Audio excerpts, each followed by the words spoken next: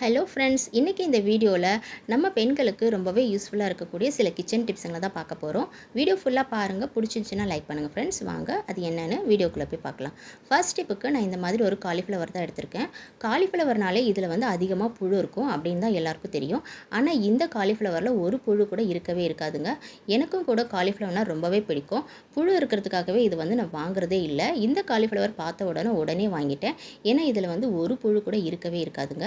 இப்போ நம்ம புழுவோட சமைக்கணும் அப்படின்னா நம்ம என்ன பண்ணுவோம், அதை வந்து நம்ம ஃபஸ்ட்டு வந்து தண்ணியில் போட்டு கொதிக்க வச்சு அதுக்கப்புறமா தான் யூஸ் பண்ணுவோம். அந்த மாதிரி பண்ணும்போது அதுலேயே நமக்கு வந்து நிறைய சத்துக்கள் வீணாயிடுங்க. ஸோ அந்த மாதிரி ஆகாமல் இருக்கிறதுக்கு நீங்கள் காலிஃப்ளவர் வாங்கும்போது கொஞ்சம் கவனமாக வாங்குங்க. எப்போவுமே காலிஃப்ளவர் வாங்கும்போது நல்லா வெள்ளையாக இருக்கக்கூடிய காலிஃப்ளவராக வாங்குங்க. அதில் வந்து நீங்கள் ஒரு புழுவை கூட பார்க்கவே முடியாதுங்க. பாருங்கள், இது உள்ளக்க வந்து ஒரு புழு கூட இல்லவே இல்லை. புழு இருந்தால் நமக்கு நல்லாவே தெரியும், பச்சை கலரில் இருக்கும். பாருங்கள், இதில் ஒரு புழு கூட இல்லை. மஞ்சளாகவும் கருப்பாகவும் இருக்கக்கூடிய காலிஃப்ளவர் வாங்கினீங்கன்னா அதில் அதிக புழுக்கள் இருக்குங்க. ஸோ இந்த மாதிரி பார்த்து வாங்க. இந்த டிப்ஸ் உங்களுக்கு ரொம்பவே யூஸ்ஃபுல்லாக இருக்கும். ட்ரை பண்ணி பாருங்கள். நெக்ஸ்ட்டு வந்து நம்ம கடைங்கள்லாம் வந்து முந்திரி பருப்பு வாங்குவோம். சில நேரம் முந்திரி பருப்பு வந்து நல்லா பதத்து போயிருக்கும். நம்ம பேக்கெட்டில் வாங்கினா கிறிஸ்பியாக இருக்கும். சில நேரம் லூஸில் வாங்குவோம். அந்த மாதிரி இருக்கும்போது அந்த முந்திரி பருப்பு வந்து பதத்து போயிருக்கும். பதத்து போன முந்திரி பருப்பை நம்ம மீண்டும் வந்து நல்லா கிறிஸ்பியாக ஃப்ரெஷ்ஷாக மாற்றுறது எப்படின்னா, இந்த மாதிரி ஒரு டப்பாவில் போட்டு வச்சு கொஞ்சம் நேரம் நீங்கள் ஃப்ரிட்ஜில் வச்சு எடுத்தாலே போதுங்க. நல்லா கிறிஸ்பி ஆகிடும், ஃப்ரெஷ்ஷாக இருக்கும், நல்லா மொறு மொறுன்னு இருக்கும். ட்ரை பண்ணி பாருங்கள். நெக்ஸ்ட்டு நம்ம பால், டீ இதெல்லாம் காய்ச்சோம்ல, அப்போ அந்த பால் பாத்திரம் வந்து அடியில் வந்து பிடிச்ச மாதிரி இருக்கும். இது வந்து அந்த பாலில் இருக்கக்கூடிய அந்த புரதச்சத்து, கொழுப்பு சத்து இதெல்லாம் தாங்க அந்த மாதிரி அடியில் பிடிச்சிருக்கும். அந்த மாதிரி அடியில் வந்து பிடிக்காமல் இருக்கிறதுக்கு நீங்கள் பால் காய்ச்சும் போதோ இல்லை டீ போடும்போதோ அதிகமாக தண்ணி சேர்த்து நீங்கள் போடுங்க. அப்போ தான் வந்து அடியில் பிடிக்காது. அப்படி இல்லை திக்காக தான் காய்ச்சணும் அப்படின்னு நினச்சிங்கன்னா தீயை வந்து நல்லா வேகமாக வச்சுருங்க. ஃபாஸ்ட்டாக வச்சு நம்ம வந்து டீ போட்டோம்னா அந்த மாதிரி அடியில் பிடிக்கவே பிடிக்காது. இல்லைன்னா ஸ்லோ பண்ணி வச்சு கூட நம்ம வந்து டீயோ பாலோ போட்டுக்கலாம். ஸ்லோ பண்ணி வச்சா நிச்சயமாக அடி பிடிக்கும். அப்போ வந்து தண்ணி நீங்கள் வந்து அதிகமாக சேர்த்து டீ போடுங்க. இப்போ பாருங்கள், கொஞ்சம் கூட அடியில் பிடிக்கவே இல்லை. இந்த டிப்ஸ் உங்களுக்கு ரொம்பவே யூஸ்ஃபுல்லாக இருக்கும். ட்ரை பண்ணி பாருங்கள். இதனால் நம்ம பாலில் இருக்கக்கூடிய எல்லா சத்துக்களும் நமக்கு முழுசாக கிடைக்கும். ட்ரை பண்ணி பாருங்கள். நெக்ஸ்ட்டு வந்து நம்ம வீட்டில் எலுமிச்சப்பழம்லாம் யூஸ் பண்ணிவிட்டு அதோடைய தோலை தூக்கி தான் போடுவோம். அந்த மாதிரி தூக்கி போடாமல்ட்டு இந்த மாதிரி கூட யூஸ் பண்ணிக்க முடியுங்க.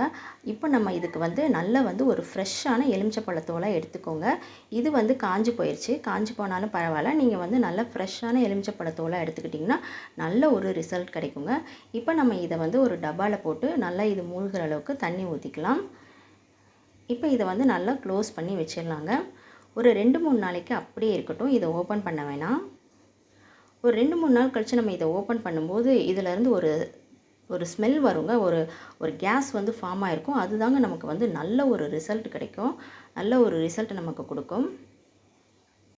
இப்போ இதை வந்து நம்ம வந்து ஒரு மிக்ஸி ஜாரில் சேர்த்துக்கலாங்க. இப்போ இதை வந்து மிக்ஸி ஜாரில் சேர்த்து நல்லா வந்து இதை அரைச்சி எடுத்துக்கிட்டு வந்துடலாம். இப்படியே அரைக்காதீங்க, சரியாக அரையாது. அதனால் சின்ன சின்ன பீஸாக கட் பண்ணி போட்டுட்டு நம்ம இதை அரைச்சி எடுத்துகிட்டு வந்துடலாம். இப்போ நல்லா அரைச்சாச்சு. இப்போ இதை வந்து நல்லா தண்ணி ஊற்றி மிக்ஸ் பண்ணி எடுத்துக்கலாங்க. அப்போ தான் இதில் உள்ள சாறுலாம் நல்லா இறங்கும். அதனால் நம்ம இதை வந்து நல்லா மிக்ஸ் பண்ணி எடுத்துக்கலாம். இல்லாட்டினா நம்ம அடுப்பில் வச்சு கூட இதை கொதிக்க வச்சு எடுத்துக்கலாங்க. அப்போ இன்னும் நல்ல ரிசல்ட் கிடைக்கும். இப்போ இதை நம்ம வந்து வடிகட்டி எடுத்துக்கலாம். இதோடைய சாறுலாம் நல்லா இறங்குற அளவுக்கு இதை நல்லா புழிஞ்சு விட்டு வடித்து எடுத்துக்கோங்க. இப்போ இது கூட வந்து நம்ம சோடா மாவு ப்ளஸ் வினிகர் இது ரெண்டும் சேர்க்க போகிறோம். இது நமக்கு வந்து இந்த ஆசிட்லாம் எப்படி நமக்கு க்ளீன் பண்ணி கொடுக்குமோ அந்த மாதிரி ஒரு க்ளீன் பண்ணி கொடுக்குங்க இது. இப்போ வினிகர் சேர்த்ததுக்கப்புறம் பாருங்கள், நல்லா இது வந்து பொங்கி வரும். இப்போ இது கூட வந்து நம்ம துணி துவைக்கிறதுக்காக யூஸ் பண்ணுற டிடர்ஜென்ட் பவுடர் தாங்க போட்டுக்க போகிறோம். அதையும் நம்ம ஒரு ஸ்பூன் சேர்த்து நல்லா வந்து மிக்ஸ் பண்ணி விட்டுக்கலாம். நான் இது வந்து கொஞ்சம் தான் ரெடி பண்ணியிருக்கேன். உங்களுக்கு எவ்வளோ தேவையோ அதுக்கேற்ற மாதிரி ரெடி பண்ணிக்கோங்க. அவ்வளோதாங்க, சூப்பராக ரெடி ஆயிடுச்சு. இது நமக்கு வந்து நல்ல ஒரு க்ளீனிங் ப்ராடக்டாக இருக்குங்க. இந்த மாதிரி ஒரு ஸ்ப்ரே பாட்டில் இருந்தால் எடுத்துக்கோங்க. அப்படி இல்லைனா ஒரு வாட்டர் பாட்டிலில் கூட நீங்கள் இதை வந்து ஊற்றி வச்சுக்கலாம். செஞ்ச உடனே இதை யூஸ் பண்ணுங்கள். அவ்வளோதான், இது ரெடி ஆயிடுச்சு. இப்போ இதை வந்து யூஸ் பண்ணி நம்ம பாத்ரூம், டாய்லெட்டு இதெல்லாம் க்ளீன் பண்ணலாங்க. அவ்வளோ நல்லா சூப்பராக க்ளீன் பண்ணி கொடுக்கும். இப்போ நம்ம கடையில் ஆசிட்லாம் வாங்கினா அதெல்லாம் வந்து சில பேருக்கு ஒத்துக்காது. ஆசிடோட நெடிலாம் வந்து இருமல் வர வைக்கும். ஸோ அதெல்லாம் வாங்கி யூஸ் பண்ணாமல் இந்த மாதிரி நம்ம வீட்டிலேயே ரெடி பண்ணி இயற்கையான முறையில் நம்ம பாத்ரூம்லாம் க்ளீன் பண்ணுறதுக்கு யூஸ் பண்ணிக்கலாங்க. சில நேரம் ஹார்பிக்லாம் வாங்கி டாய்லெட்டு பாத்ரூம் இதிலலாம் போடும்போது அப்படியே கருப்பு கருப்பாக ஆகிடுங்க. என்னுடைய பாத்ரூமில் கூட அந்த மாதிரி தான் ஆச்சு. ஸோ அந்த மாதிரி நம்ம காசு கொடுத்து வேஸ்ட்டாக பொருட்களை வாங்குறதை விட இந்த மாதிரி வீட்டிலேயே நம்ம ரெடி பண்ணி நம்ம பாத்ரூம் டாய்லெட்டுக்கெலாம் யூஸ் பண்ணோம்னா நல்லா க்ளீன் பண்ணி கொடுக்குங்க. பாருங்கள் எந்த அளவுக்கு சூப்பராக க்ளீன் ஆகுதுன்ட்டு. Bathroom, toilet, tap, wash basin இதெல்லாம் கூட நல்லாவே க்ளீன் பண்ணி கொடுக்குங்க. க்ளீன் பண்ணதுக்கப்புறம் நீங்களே பாருங்கள் நல்லா பளிச்சுன்னு புதுசாக இது க்ளீன் ஆகிருக்கும்.